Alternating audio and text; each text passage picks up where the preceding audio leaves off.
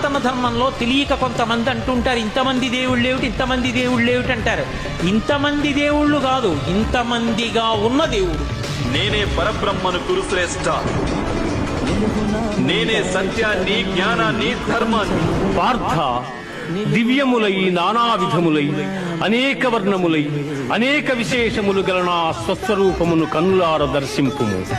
దేవా, ఎల్ల దేవతలు, ఎల్ల ప్రాణులు, బ్రహ్మాదులు, ఋషీశ్వరులు, వాసుకి మొదలుగుగా గల ఎల్ల సర్పములు నీ యందు నాకు గోచరమగుతున్నవి. ఈశ్వర, నీ విశ్వరూపము అనేక బాహువులతో, ఉదరములతో, ముఖములతో ఒప్పియున్నది. అట్లయ్యూ నీ ఆకారమున ఆద్యంత మధ్యమములను గుర్తింపజాలకున్నాను. కోరలచే భయంకరమై ప్రళయాగ్ని సమానములైన నీ ముఖములను చూచుట వలన నాకు దిక్కులు తెలియకున్నవి.